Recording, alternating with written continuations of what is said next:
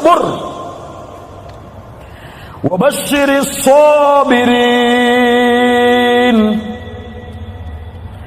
وبشر الصابرين. பொறுமையாளர்களுக்கு நற்செய்தி கூறுங்கள், இந்த உலகத்திலும் மறுமையிலும் அவர்களுக்கு அருள் உண்டு. சுப்ஹானல்லாஹ்.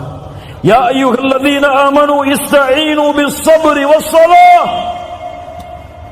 பொறுமையை கொண்டும் தொழுகையை கொண்டும் உதவி தேடுங்கள். இன்னல்லாஹ மஅஸ் ஸாபிரீன். அந்த பொறுமையாளர்களோடு தான் அல்லாஹ் இருக்கிறான். அல்லாஹ் உங்களோடு இருந்தால், உங்களிடத்தில் பொறுமை இருந்தால் அல்லாஹ் அதை நீக்க மாட்டானா? அந்த கஷ்டத்தை நீக்குவதற்கு இருக்க தேவையான ரப்பே உங்களோடு இருந்தால் அந்த கஷ்டம் எங்கே போகும்? சுப்ஹானல்லாஹ். பாடங்களை படியுங்கள். நபி யாக்கூப் அலைஹிஸ்ஸலாத்து வஸ்ஸலாம் தான் விரும்பக்கூடிய குழந்தை நபி யூசுப், சகோதரர்கள் திட்டம் தீட்டுகிறார்கள் என்று கூறினால் கனவை வெளிப்படுத்தாத யூசுஃபே என்று சொன்னார்கள்.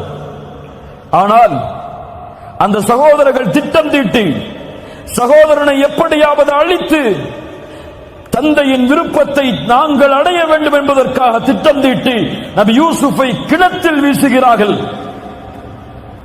கிணற்றில் ஒரு நபி, அந்த வழியாக வந்த வியாபார கூட்டம் மிஸ்ருக்கு சென்று அங்கே சந்தையில் நபி யூசுஃபை விலை பேசுகிறார்கள். ஒரு அடிமையாக, ஒரு அடிமைத்தனத்தில் ஒரு நபி எஜமானருடைய வீட்டிற்கு சென்றால் அங்கே எஜமானருடைய மனைவியின் மூலமாக மிகப்பெரிய சோதனை, அதன் மூலமாக சிறைச்சாலையில் ஒரு நபி, தந்தையும் மகனும். சுப்ஹானல்லாஹ்.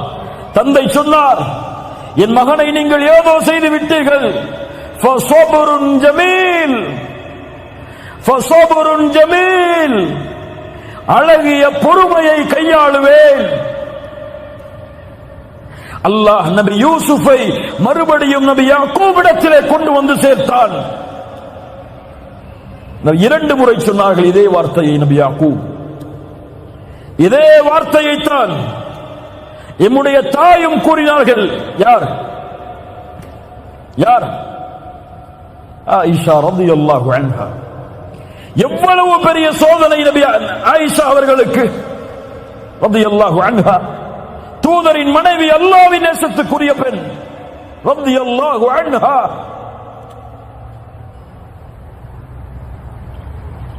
இந்த உலகத்தில் அருவருக்கத்தக்க ஒரு பாவத்தோடு ஒரு நபியின் மனைவி இணைக்கப்படுகிறார்கள். ஒரு சித்தீக்கின் மகள். தூதர் அல்லாஹ்வுடைய வசனத்தை எதிர்பார்த்திருக்கிறார்கள். சஹாபாக்களில் சிலர் அந்த தவறை பற்றி பேச ஆரம்பிக்கிறார்கள் மக்களிடத்தில். அல்லாஹ் அவர்களுடைய பாவங்களை மன்னிக்கட்டும். அல்லாஹ்வுடைய தூதரும் சஹாபாக்களும் என்ன செய்வதென்று திளைத்திருக்கிறார்கள். ஆயிஷா அவர்களுக்கு அந்த செய்தி போய் சேருகிறது. கவலையில் அழுது அழுது அழுது ஆயிஷா அவர்களுடைய உள்ளம் நெருக்கடியால் சூழ்கிறது. பல நாட்களுக்கு பிறகு ஆயிஷா அவர்களை அல்லாஹ்வுடைய தூதர் சந்திக்க செல்கிறார்கள். அதுவரை சலாமை தவிர வேறு பேச்சு கிடையாது. தன் கணவர் தன்னோடு பேச மறுக்கிறார்.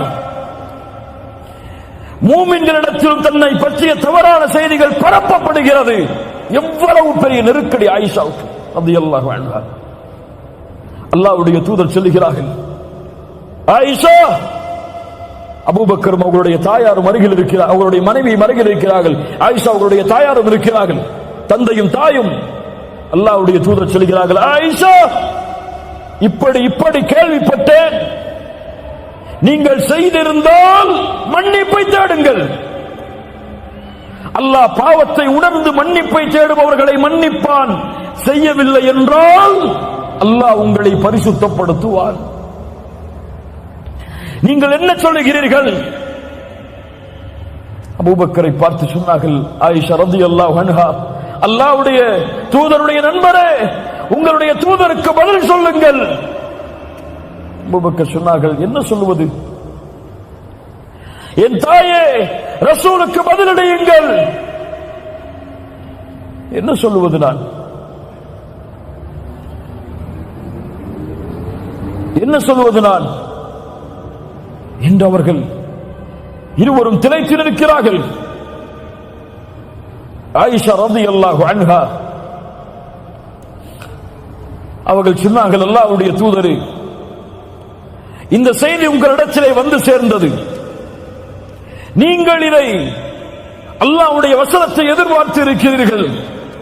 ஆனால் நானோ அல்லாஹுவை சாட்சியாக வைத்து கூறுகிறேன், நான் தூய்மையான பெண்தான். இந்த உலகத்தில் எந்த குற்றமும் நான் செய்யவில்லை. நபி யாக்கூபுடைய அடையாளத்தை தான், அந்த உதாரணத்தை தான் என்னுடைய வாழ்விலும் நான் எடுத்துக் கொள்கிறேன். இந்த சோதனையிலிருந்து நான் வெளியே வர வேண்டும் என்றால் ஒரே வழிதான், ஃபஸப்ருன் ஜமீல் வல்லாஹுல் முஸ்தஆனு அலா மா தஸிஃபூன். அழகிய பொறுமையை கையாளுவேன். ஏன் நபி யாக்கூபிடத்திலே இருந்த அந்த பொறுமை? இவ்வளவு பெரிய இட்டுக்கட்டப்பட்ட செய்தியை சுமந்த ஆயிஷா ரலியல்லாஹு அன்ஹா அவர்களிடத்தில் இருந்த அந்த பொறுமை ஏன் நம்மிடத்தில் இல்லை? ஃபஸப்ருன் ஜமீல் வல்லாஹுல் முஸ்தஆனு அலா மா தஸிஃபூன். அல்லாஹ் நபி யாக்கூபுக்கு அந்த பொறுமையின் கூலியாக அவர்கள் நினைத்ததை விட நபி யூசுஃபுடைய அந்தஸ்தை உயர்த்தி அல்லாஹ் திருப்பி கொடுத்தான். நபி ஆயிஷா, நபியுடைய மனைவியுடைய ஆயிஷா ரலியல்லாஹு அன்ஹா அவர்களுடைய பொறுமையால் அல்லாஹ் அவர்களை பரிசுத்தப்படுத்துவதற்காக உலகம் அழியும் வரையிலும் இருக்கக்கூடிய குர்ஆனில் அல்லாஹ் வசனங்களை இறக்கி நிரூபித்தான். நபியுடைய மனைவியாகிய ஆயிஷா அவர்களுடைய கற்புக்கு அல்லாஹ் சாட்சி கூறினான் அந்த பொறுமையால்.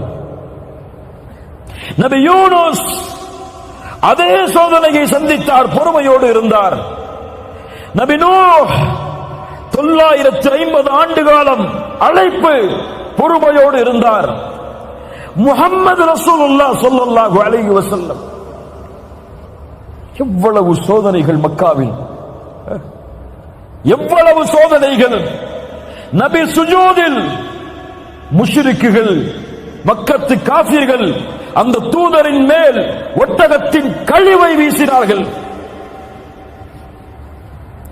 சுமையா ரலியல்லாஹு அன்ஹா, யாசிர், அம்மார், ஒரே குடும்பம் ஒரு பெண்ணுக்கு முன்னால் கொடுமைப்படுத்தப்பட்டார்கள். அல்லாஹ்வுடைய தூதர் என்ன சொன்னார்கள்? சப்ரன் ஆல யாசிர். யாசிருடைய குடும்பத்தார்களே, பொறுமையை கையாளுங்கள். நீங்கள் தங்கக்கூடிய இடம் நாளை மறுமையில் சொர்க்கம். அஸ்ஸபர், அஸ்ஸபர், என் ரப்பு எனக்கு கொடுத்தது, இதில் நான் பொறுமையோடு இருப்பேன். என் ரப்பு இதை விட்டு என்னை இதை விட்டு அல்லாஹ் பாதுகாப்பான். என் ரப்பு எனக்கு வழிகாட்டுவான். அதுவரை பொறுமையை கையாளுவேன், பொறுமையோடு இருப்பேன். என்ன சோதனை வந்தாலும், சிரமம் வந்தாலும் சபர். வபஷ்ஷிரி ஸாபிரீன், இன்னல்லாஹ மஅஸ் ஸாபிரீன்.